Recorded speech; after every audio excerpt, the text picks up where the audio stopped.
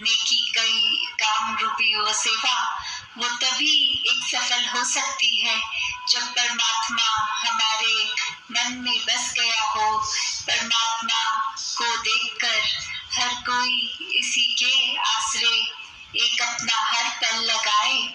तो कैसे यही बात युगों युगों से हर धर्म ग्रंथ भी समझा रहा है, हर भक्त हर संत ने यही समझाया कि अपने जीवन में एक सच्ची दौलत जो ना कोई चुरा सकता है, ना ये दौलत खर्च करने से घटती है, ऐसी सच्ची दौलत कि ये नाम की दौलत, इस परमात्मा को अनसंग देखना, ये जो धन है ये हर समय रहेगा, कि हर परिस्थिति में रहेगा, ये किसी भी मौसम में वैसे का वैसा ही है, ये एक जलेगा नहीं, ये भीगेगा नहीं, ये अपनी जगह पे हर समय कायम दायम है। तो ये परमात्मा, इसको भी देखकर अपने जीवन को पूर्णता से जिए, ताकि इस परमात्मा ये जो दैवीय है, ऐसे ही दैवीय गुण जीते जी हम जीने में अपने लगा लें, और फिर ये मानवीय गुणों से युक्त जीवन इंसानियत के रास्ते पे हर समय तत्परस्त रहेगा, हर समय दिल से हर किसी की सेवा करता जाएगा। तो ऐसे जीवन को कोई भी जी सकता है, वो कोई जरूरी नहीं कि कहीं विशेष जगह ही जन्म हुआ हो तो ही ये परमात्मा की प्राप्ति हो सकती है। वो तो ये जो संदेश है ये हर किसी के लिए है, क्योंकि जब परमात्मा ही एक है, परमात्मा की रचना, वो चाहे कहीं भी पैदा हो ये इंसान, चाहे एक कैसा भी अपने व्यवहार में कल्चर में कुछ पहनना खाना कैसा भी हो, तो ये परमात्मा तो हर एक में एक बराबर ही है। कोई ये नहीं कि किसी का स्थान कहीं हो गया, वो ऊंचा कुल हो गया और दूसरा कुल ऊंचा नहीं है।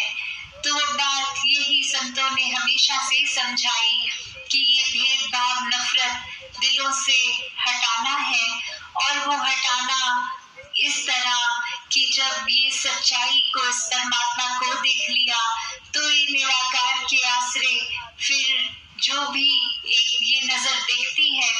पहले किसी व्यक्ति को भी देखने से पहले ये परमात्मा ही दिखेगा। कोई व्यक्ति को देखेंगे तो मन जजमेंटल नहीं होगा, ये कोई धारणाएं हम किसी के बारे में नहीं बनाएंगे, क्योंकि वो इंसान जो भी है उसके अंदर भी यही परमात्मा है। तो फिर बात यही कि हर जगह ही ये परमात्मा है, जहाँ एक सृष्टि के ब्राह्मण के कण कण में है, वहीं हर एक के इस शरीर में भी है, फिर वो शरीर चाहे किसी का भी हो। तो कैसे जीते जी अगर हम कोई नेकी का रास्ता नहीं अपना रहे, एक बुराई को अपने अंदर घर करने दे रहे हैं, तो नुकसान हमारा ही है, क्योंकि जहाँ इस परमात्मा ने इंसान की रचना करने के समय हर एक में वही सच्चाई, वही अच्छाई, हर समय कायम दायम रहने वाले परमात्मा की अंश आत्मा को बनाकर हमारे शरीर में जहाँ डाला है, तो वही एक सच्चाई की ओर ये आत्मा पहचान कर लेती है। तो ये जीवन जीते जी भी चैन से इस आत्मा का कट जाता है, और जीवन में ये शरीर जिस दिन खत्म हो जाता है, उसके बाद भी ये आत्मा एक अपने असली रूप में एक में खो जाती है, ये इसी में घुल जाती है। तो कैसे अगर पहचान सच्चाई की हो, इस निराकार की हो, तो फिर जीते भी जी भी जहाँ कोई भरम बुलेखे मन में नहीं रहते, नफरत के कारण खुद ब खुद मिट जाते हैं, सिर्फ प्यार का ही भाव हर एक के प्रति, एक हर एक के जीवन में सुख चैन हम किस प्रकार ला सकें उस तरफ कदम बढ़ते हैं, किसी को दुख तकलीफ पहुंचाने के प्रति नहीं। और ये दिल भी फिर इतना मुलायम ऐसा कि किसी के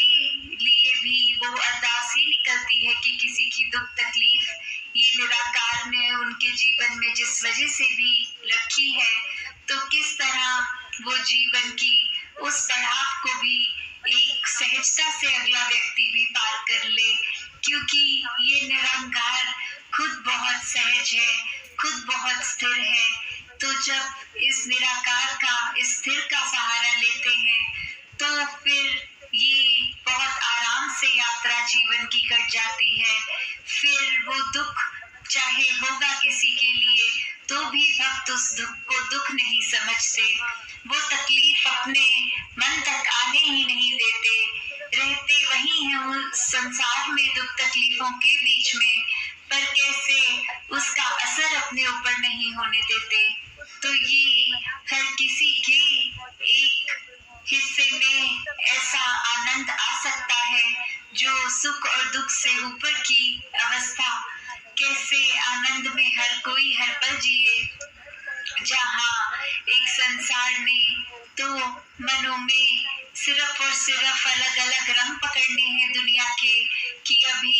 ये कुछ अच्छा लग रहा है जीवन में, कुछ नया है, उसको जरूरी बनाकर इतना इम्पोर्टेंट रख लेते हैं। फिर कुछ समय बाद वो चीज भी पुरानी हो जाती है,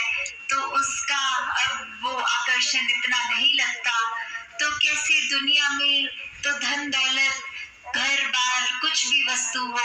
उसने एक ना एक दिन अपनी चमक खो देनी है। तो हमेशा के लिए ये कायम दायम जो इसकी चमक है, ये परमात्मा निराकार, इसके साथ जुड़ते हैं तो ये समझ आ जाता है कि परमात्मा ने जितना भी धन दौलत दिया है, तो उसको सबसे अच्छे तरीके से इस्तेमाल में कैसे लाना है, उसको सदुपयोग में अपने और संसार के किस तरह लेना है। फिर दिल ये नहीं सोचता कि ये हम अगर किसी के लिए अच्छाई के लिए ये सेवा कर रहे हैं, तो वो किस जाति का है, किस कुल का है। हर कोई जब अपना है तो ये नजर भेद दिखती ही नहीं है। और जैसे कबीर जी ने भी कहा कि कबीर सोई कुल भरा, जाके कुल प्रभु समाए, कि किस तरह के जो कोई की बात हो रही है संसार में, तो ये इस तरह देख लेते हैं लोग कि एक कुल अच्छा है। तो यहाँ कबीर जी कह रहे हैं कि वो ही कुल सबसे श्रेष्ठ है, सबसे अच्छा है, सबसे भला है, जिस कुल में एक प्रभु परमात्मा जिस घट में समा रहा है। तो वो एक परिभाषा अब श्रेष्ठ कुल की उन्होंने क्या बता दी कि आप बेशक कहीं भी जन्म लें, अगर आपके मन में परमात्मा नहीं है तो ये मन श्रेष्ठ नहीं हो सकता। और मन की श्रेष्ठता तो ये परमात्मा ही है कि मन हमें हर समय अगर अपना स्वच्छ रखना है, तो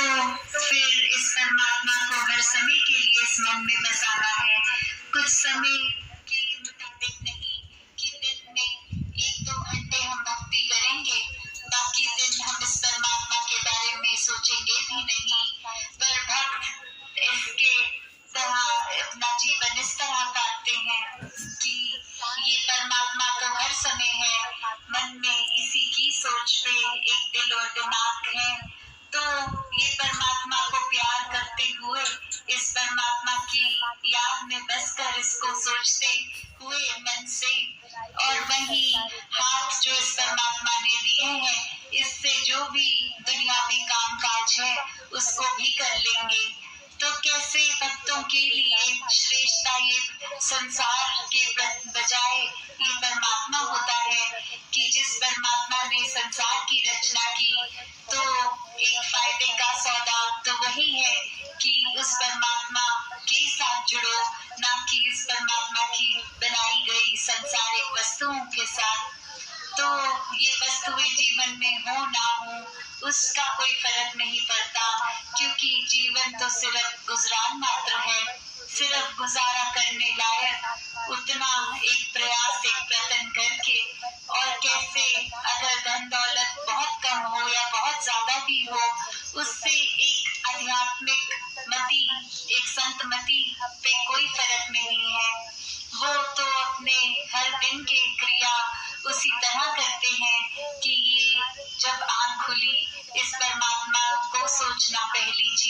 और आंख बंद होने पर भी ये परमात्मा की सोच इस तरह से अपने मन में परमात्मा बसाकर फिर कोई भी कार्य ये गलत नहीं होता, क्योंकि इस परमात्मा ने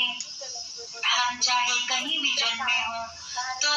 एक यही बात रखी है कि जो आंखें हैं वो भारतवर्ष में कोई भी रहता है उसका भी आंख तो सिर्फ एक नजर के लिए है, देखने के लिए है, कान सुनने के लिए है, जीवा स्वाद के लिए है। और अगर भारत से बाहर भी कोई पैदा हो तो उसके भी ये तत्व यही काम करेंगे, कुछ और काम नहीं करेंगे वो तत्व। उसी प्रकार भारत के अंदर भी हम कहीं भी पैदा हुए हों तो भी ये तत्व उसी प्रकार ही काम करेंगे।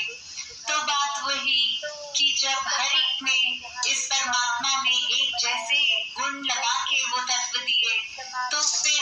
एक नफरत ही क्यों, हर एक को एक जैसा ही परमात्मा ने बनाया है। सिर्फ इंसान अपने अहंकार की वजह से वो फर्क देखने लग गया, खुद ही एक फर्क बना लिए ताकि नफरत का कारण बने और खुद अपने आप को कैसे श्रेष्ठ दिखा सके।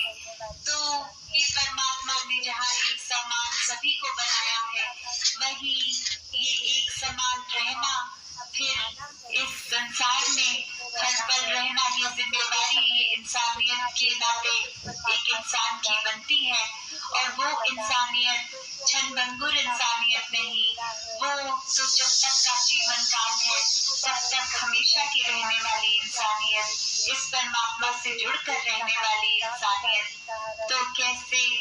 एक वो भी बात आती है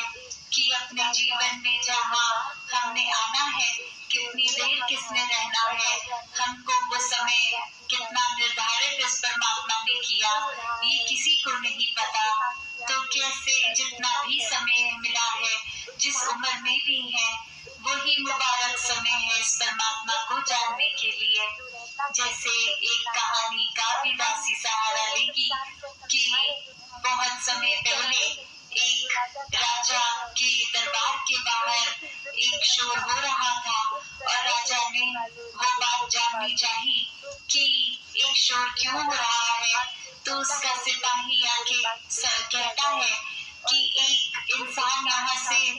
एक जिद लगा के बैठा है कि इस सराय में जो रहता है उससे मिलना है, और हम तो उस इंसान को समझा रहे हैं कि ये सराय नहीं है, ये राजा का महल है। तो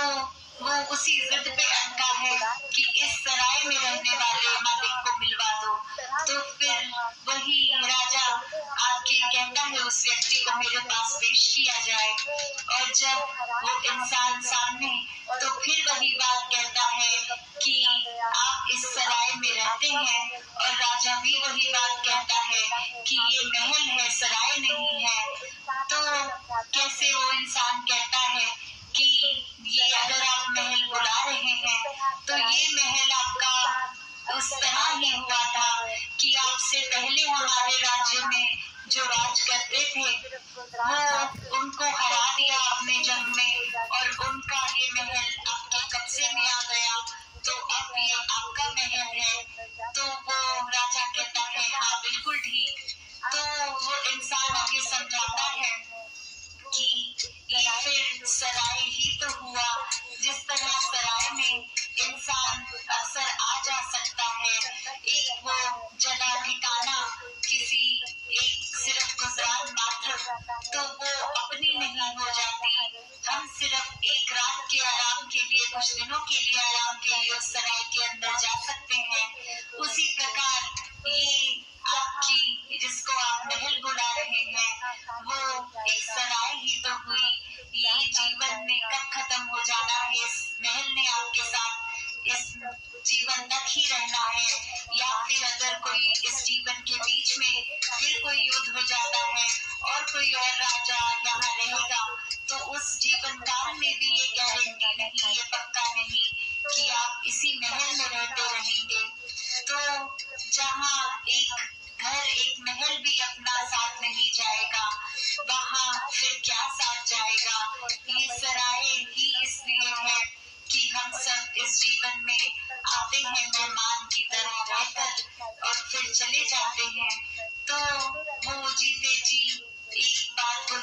कुछ भी हम इकट्ठा कर लें वो जाने वाला साथ नहीं है।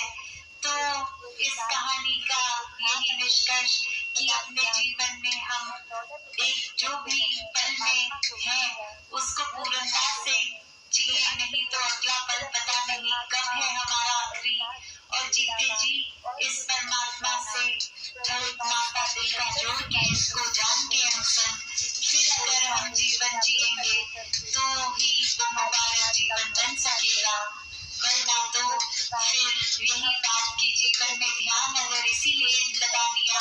कि हम दौलत इकट्ठी करते रहें, परमात्मा को भूल जाए,